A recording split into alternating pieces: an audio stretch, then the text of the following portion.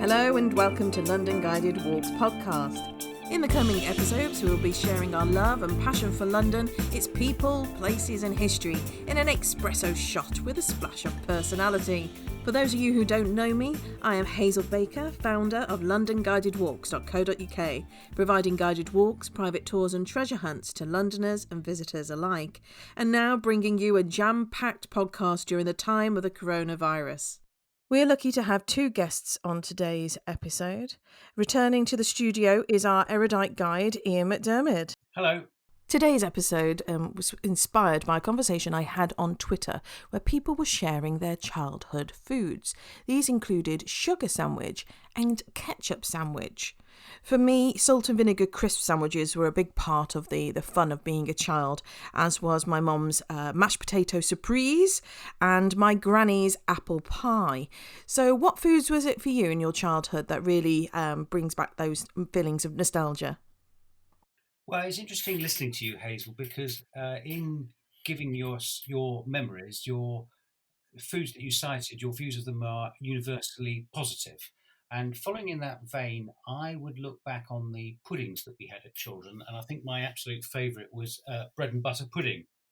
However, looking back on food, I also have some rather disturbing memories, which are associated indelibly with school, and in particular with primary school. And in particular, in my mind, stand out spam fritters. And I can't think, if somebody mentions the word spam to me in passing, I feel slightly unwell still immediately. It's like a Pavlovian response. Hold on a minute. Spam fritters. What's wrong with spam fritters? They're crispy on the outside. They've got a lovely juiciness with the batter and the sweetness of the spam. I mean, what's not to like? I can already feel in my mouth the first symptoms of beginning to feel slightly unwell. They're disgusting. The batter was just pure grease, and then inside the spam, it was just revolting. It sort of had a horrible texture, horrible taste, a saltiness. Yeah, very strange. It just tasted as though it had been stuck together with glue, and then the stuff on the outside. Yes, so spam fritters is my strong abiding memory. But the other one is of semolina. Now, if I was having semolina, which perhaps I should explain to younger people, because I don't think I've seen it in the shops since I was a child, is I think it's a bit similar to rice pudding, but much finer. So it's sort of white in colour. And if I had that at home, I would really like it. It's a sort of milky pudding. But at school, it was revolting. The grains of the semolina, they weren't cooked or something. It had a kind of grainy texture. And then they would always serve it up with raspberry jam. And so the idea was that you'd stir the raspberry jam into it. And the raspberry jam, obviously looking back, was of such poor quality. So you'd stir it in, and the whole thing would be bright pink. The two foodstuffs at the top of my list. And I think it perhaps significant reflection of our different personalities, that you immediately reel off a list of foods and you think how good they were. And I'm reeling off a list and I'm going on criticising them. But the other thing, apart from the spam and the semolina, which immediately stick out in my mind, is just their horrible vegetables. I mean, the whole point about children and food is you're supposed to encourage them to eat vegetables, and they just couldn't cook. I mean, the vegetables, looking back, they were always overcooked. So the cabbage always tasted as though it had been cooked for about 40 minutes. So any texture it had that would be destroyed. And then it was never served up hot. It was always lukewarm at best and covered in water, so it hadn't been drained properly. So there you go. Those are my immediate reactions to your question. Childhood memories of food, and the bad ones come up. The bread and butter pudding is a positive one, though. Yes. Now, when I asked our other guides what their favourite foods were as a child, Susan also said bread and butter pudding. So you're not alone with that. My mother's bread and butter pudding wasn't so great. When you ate a bit into it, it tasted like it had been shot. like it being a piece of game, because you get these little black pellets, which were obviously supposedly currants or raisins or something, and you'd be picking those out of your mouth as you're going. I can't stand bread and butter pudding to this day, unless it's Nigella Lawson's recipe and she uses croissants, so it's all a little bit more refined. But no, I can't do bread and butter Yeah, pudding. oh, Nigel Lawson would use croissant, wouldn't she? It'd be in her croissant. And Well, she uses stale croissants, which of course don't exist in our house, but you have to go out and buy croissants and then try and hide them for a day while they go yeah, stale. actually, So, yeah, so you and Susan for bread and butter pudding, you're both up there. But she also said peanut butter and banana mm, sandwiches. no. No. Susan, I think you're on your own on that one. I mean, I did ask. I says, look, is it crunchy or smooth? And she said smooth, but both are good. And I thought, no, I just don't think I ever want to put that in my mouth. Thank you very Um, much. no, I agree with you. I mean, I think with sandwiches, they shouldn't contain anything sweet. I mean, a little bit of relish maybe, but the idea of sort of sugary sandwiches is a bit of a no-no in my mind. I sympathise with you on the bread and butter pudding, and I hope your mother doesn't listen to this. I'm sure she won't, because the obviously at school they try to do black and bread and butter pudding, and that is exactly what they did to it. Now you mentioned it, it brought back the memories that the currants inside it were absolutely rock solid, and there's nothing you can do with them when you're trying to eat them. So yeah, I remember that. And of course, the school version had absolutely no texture. It was just kind of a mush. It wasn't really bread and butter pudding. It was kind of milky mush. At primary school, our cook was Mrs. Jordan. And she was fabulous. I mean, I remember at primary school trying my first moussaka and my first goulash, and I loved them. Absolutely loved them. I kind of think, Ian, maybe you were a picky eater. I kind of think that well, I was about to give the name of my school, but I namely gave the game away. I kind of think that at 1960s Hertfordshire County Council, you would never get anything like moussaka and goulash. They would just, those are exotic foods. Those aren't English. So it would be things like, oh no, I'm sorry, it's unpleasant doing this interview because it's bringing back memories. Uh, was it Toad in the Hole where you had because I'm vegetarian now, so it's a bit difficult remembering all these things. But oh dear, oh it's just horrible. I mean, maybe What's wrong with is Toad it in a the more, Hole? Sausages and batter. I oh mean, you can't no, go isn't it wrong. a sausage in Yorkshire pudding? Yeah, Oh. Well, batter. it sounds like a bad idea to begin with, but the sausages were. Oh, well, I mean, I can well imagine looking back that they were sort of 80% fat and 10% pork or whatever, and then the Yorkshire pudding. Oh, it was disgusting. It took me. Yeah, it was only when I was an adult that I realised the Yorkshire pudding could actually be quite nice. So. Oh, I'm feeling sorry for you in your childhood. I mean, I must agree with you. The semolina, that reminded me of frog spawn. Oh God, yes. It's funny talking to you now and just remembering all these foods and how appalling they were. I think we could change subject because otherwise we're just going to go on to. I'm just going to remember more and more horrible school foods as we go on. Well, changing the subject, I mean, why don't you share some of your more positive experiences with food? First of all, you mentioned about Hmm. puddings, and I know you've mentioned in the past about castle puds or something. What are they? Oh yeah, castle puds are little sponge puddings made in small cylindrical moulds that taper towards the top, so they look a bit like the turrets of castles. And I'm sure this has got another name to it, like syrup pudding or something. So anyway, just imagine a small amount of sponge with a small amount of syrup at the top. And they were fantastic, yeah. And the smell of those in the oven, that was brilliant. The puddings my mum made were fantastic. And then the other good food experience I had was going to Italy when I was 18, and not really knowing anything about um, Italy too much before going, and then discovering the food there. Just the way the Italians do food is just brilliant. I mean, it's not fancy, it's not complicated. It's just an emphasis on um, fresh ingredients which you can actually taste. And also, I think I probably have a natural affinity for the things the Italians like. Their use of herbs and their coffee and everything. I mean, it tastes and smells good, and it was a real revelation going there. Yeah, a real epiphany with food I had at the age of 18, and realised that it could be really, really. So Italy sounds like a really great experience for you, and you certainly love your food now. So does that mean that you're a good cook? No.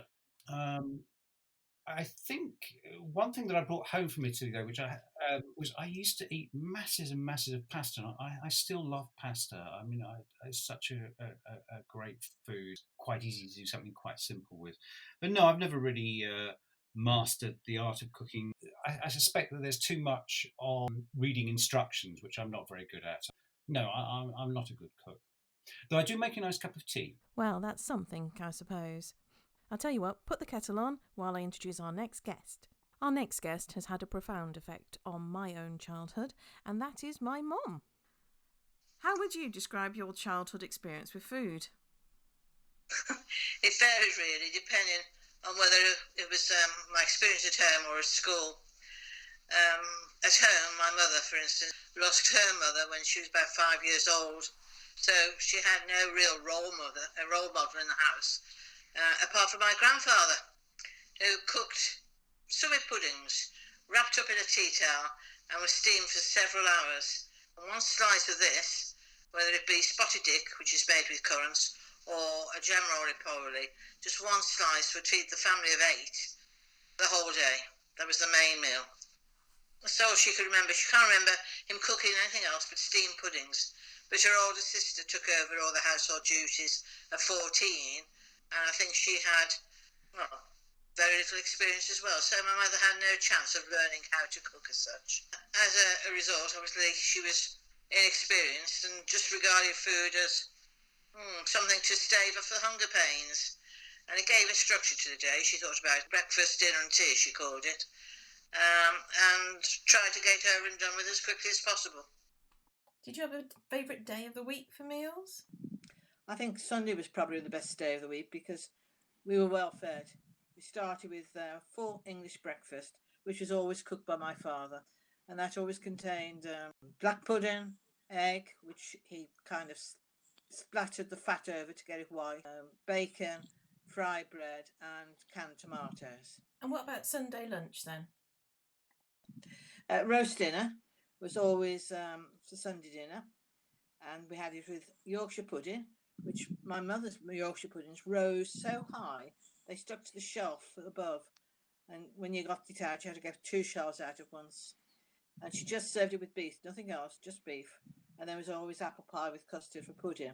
Did you have other meats? If we had pork, that was served with crackling, and lamb with mint sauce, which was picked from the garden. And what about tea time? And for tea, we always had tin pilchards in tomato sauce or ham with a salad. And the salad comprised of lettuce, boiled egg, tomato, cucumber and salad cream. And what about school lunches then? Well, I came home from primary school, as most children did, and therefore we had something like jacket potato and butter. Or an odd combination was tomato soup with mashed potatoes. So sometimes we had boiled egg. Very often we had sandwiches, bread and butter and jam, but never dripping like some friends had on their sandwiches. Did you ever have sugar sandwiches or ketchup sandwiches? No, I've heard of those, but no, we never had them. And again, another tin, this time of spaghetti on toast. They were light lunch. And then dinners were an assortment. Spam fritters were one of my favourites, but my mother could make batter, and her spam fritters were lovely and light. So we had those. Something called steaklets, and they were the forerunner of beef burgers. They were a new thing on the market at the time, and we had that at least once a week. Was there anything in particular that Nana really excelled at cooking? And her fried chips were lovely, to be honest. She really could cook chips. And then we'd have tins of vegetables, and we always had Morton's processed peas. How did you make the chips? Well, in a deep frying pan that was left out on the stove top. So whenever you went in the kitchen, he was there. And everything was cooked in lard, which was then, when it cooled, solidified. I never saw the pan washed out, just an extra helping of lard added to it if it needed topping up. I think she did try banana fritters now I think about it. So that was exotic or unusual for my mother to go out of her safety zone. What about fish and chips? Did that play a part in your... That's right. Yeah? It was the only takeaway that we had, really. And to be honest, we had the fish without the chips, or to be more precise, my father had a fish and my mother cooked her own chips. We never had fish from there, from the chippy at all. So you had, obviously, the milkman making deliveries. Did you have any other services? The bread was delivered daily, and an assortment of ice buns and various cakes were also available if you wanted. If you wanted hot cross buns, you could order them and have them on Good Friday. That was the only day they were available. When I started my secondary education, I had to stay for school lunches, and I really enjoyed them. They introduced me to some new food that I'd never heard or seen of before. Chocolate concrete, which was served with either mint or raspberry flavoured custard, which, as you tried to break into it, shot off the dish, and it inevitably ended up on the table or floor. But we had such fun trying to tame that. And then we were also introduced to sponges. School did the most beautiful syrup sponge, golden syrup sponge, or a jam sponge, and they were a great favourite of mine. What about things that you weren't so keen on? Oh, well, the thing I remember most was a milk pudding, and I think it was semolina. I never tried semolina. I never ate it. I think I tried it and found it too coarse. And whenever we had a milk pudding, that was served with prunes. The cooking that you did for your darling children, what were your biggest successes? Successes? Oh. Successes, yeah. Let's start on a positive note. Thank you. I thought, well, it's up to you. You could tell me what were my successes. What did you enjoy the most? Well, I think we gave you instant feedback. Yes, you all liked spaghetti bolognese. Yes. But I never cared for that much. You didn't have it that often. I think you all liked my lasagnas. So I think I did okay with that. And we served that with a salad or garlic bread. Garlic was quite an introduction. I never had garlic in my childhood. I don't think I ever saw a garlic ball till I was in my 20s. I liked your toad in the hole. I mean, you made great batter. I know you said Nana did, but that was always lovely. Say so, but nothing in comparison to my mother. Nothing. And you did a good stew, and there were herbs in those dumplings. Yes, that was my mother's stew, and it was my innovation to put herbs in to add a bit of flavour, because otherwise they're a bit stodgy and plain. Yeah, and sweet corn fritters. Oh, yes, I've forgotten about those. But it's not easy to get creamed sweet corn in a can now. But, I find it difficult to find that. But when you were younger, yes, I could get that and made the fritters. One way of getting you all to eat some vegetables that was different. And what about your mashed potato supreme then? I think that was off my mother. Just mashed potatoes with boiled egg mixed in and some cheese and some onion to give it flavour. I think she put in whatever she had left over from the week. There was one that I used to like. I never know really what you called it, but you used to do minced beef with onions, with, I think it was gravy and Heinz baked beans mixed in, when then mashed potato on the top. The mashed potato went on the top because that was a recipe for cowboy pie. And the actual topping should have been cornflakes mixed with butter. And what about your quiches? They all went down well. Well, yes. It's only father didn't like quiche, unfortunately. What about leftovers? What did you do with those? I mean, I was brought up, you don't waste food. You had something left over, you did what you could with it. I make chicken curry, I make pies and mix ham with the chicken. I do a variety of things. I mean, chicken is so easy to get now and so easy to cook. But as I said before, my childhood, I think I was 8 before we even had a chicken. And then it was a rarity. It was a treat, like, turkeys are a treat at Christmas. Big thanks to both Ian and my mum for sharing their childhood memories of food, including bread and butter pudding, spam fritters and chocolate concrete. Join us on Facebook, Instagram and Twitter and share your childhood foods with us. Thanks also to all those who have sent me lovely messages of encouragement for doing this podcast. It really is appreciated. Requests for future episodes have included London markets and London during World War II, so we'll add those to the list. And if you have any suggestions for future episodes, or you want to join me on a podcast and share your memories or knowledge of London, then please visit londonguidedwalks.co.uk/podcast and get in touch.